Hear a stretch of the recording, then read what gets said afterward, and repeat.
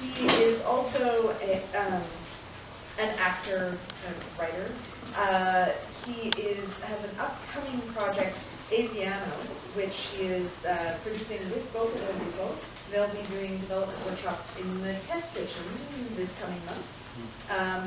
He is also the writer of Indian Farm, which Rumble is producing in April of 2015. His play, Patron Saint of Stanley Park, is being produced by Theatre Northwest, and that's coming up for this Christmas season. And it's also being published by Playwrights Canada Press, so if you haven't had a chance to see it, you can read it. Hero is also a story editor on Blackstone, which is on APTN and is premiering on November 11th. So you can see something from him in your very own home next week. All right. But first, you get to hear something live right now. So pass it over to you, Hero. All right. Yeah. A couple of years ago, Rumble commissioned me to adapt an Ibsen play called Little Ao. And that's turned into this new play, Indian Arm, which they're going to put on at Studio 16 in April. So what I'm going to do is I'm going to present the very beginning of Indian Arm, but what I'm going to present to you is no longer in the play. This is one night only, folks. This is the old beginning of the play, which is, for the purposes of the play, it's too explicit an expression of thesis, let us say, of my agenda. But I think it's really fitting for the purposes of this evening and our discussion this evening. So that's why I'm going to present it. And just to give you some background, Little Ale is one of the obscures plays. It's not as well known, obviously, as Dollhouse or Enemy of the People or Hedda Gabler. And it concerns a wealthy couple who have a little boy named Ale, which means wolf. So Little Ale means little wolf. And the boy is crippled. And we learned that when he was an infant, his parents were having sex, and he fell off a table. And hence, became injured. And so the wife and husband live with this guilt and remorse. And Ale to them becomes a kind of burden and constant reminder of this guilt and shame. And so, of course, as you can imagine, he's 8 years old now, and their lives are kind of defined by his presence. It's a constant reminder of this terrible moment of recklessness, right? And so they, to some extent, begin to wish that they didn't have this burden of this boy anymore. Well, Act 1 ends with his death. So Act 2 then becomes an exploration of how this couple redefines their existence, since their entire existence has been about their guilt and remorse and shame over what they did. And now this boy is gone, and now they have to redefine how they're going to relate to one another and to humanity and to life at large.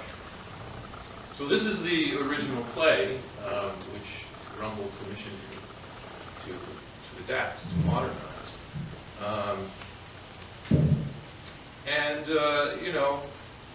Starting with a few years before that with Patron Saint of Stanley Park, I had really become interested in the topic of our discussion here tonight, which is writing about a sense of place.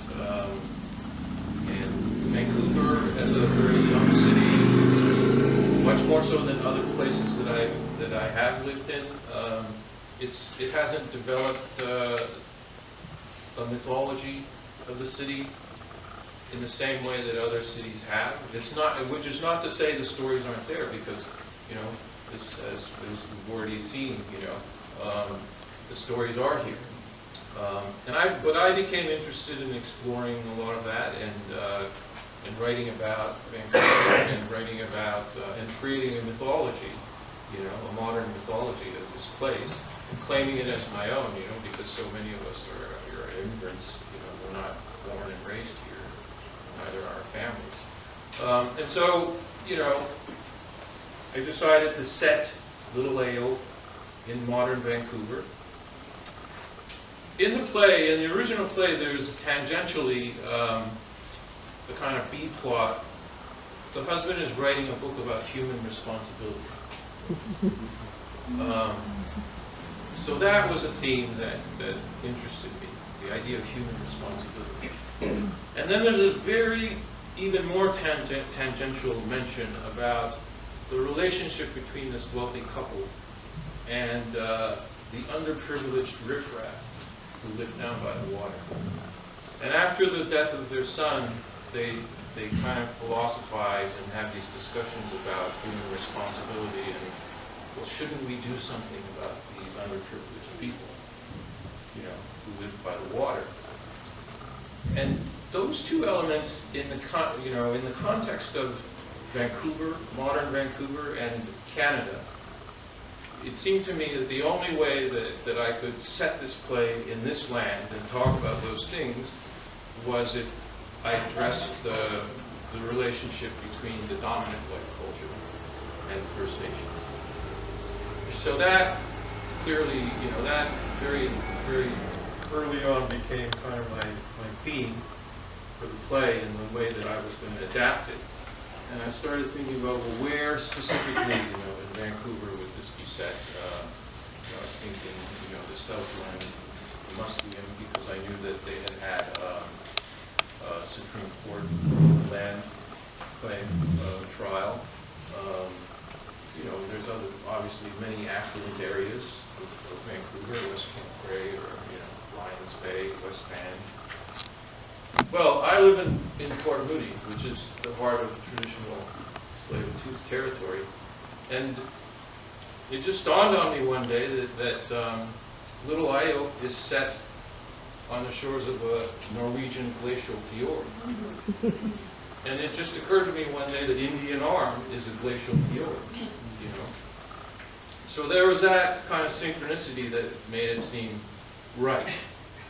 And then when I started researching about the Tsleil-Waututh and so on, it's, obviously, if you've ever driven down Dollarton and you've seen their banners with the wolves, they consider themselves, people of the wolf. They have creation myths which involve, much like Romulus and Remus, they have, creation myths of a mother wolf finding a human baby in the woods and raising him to be a warrior, and he became the first, Tsleil-Waututh man, and so on and so forth. And so, because because Little Ao means little wolf, and Indian Arm is a glacial fjord, and so on, it all seemed that synchronicity seemed to make it seem really kind of right. And so that's, anyway, how the play came to be. And, yes, so now this is how the play begins, which I'm going to... But you know what? I don't know if I should read it, because the play begins with a native woman. It's basically a native woman addressing the audience. And because we have, native women here, and Olivia, you've read it before in workshops, so maybe you could read it. Oh, sure. Yeah. I think that would make more sense. Okay. Yeah. So, you know what? Why don't we... Could I take place? Yeah, sure. Yeah, please.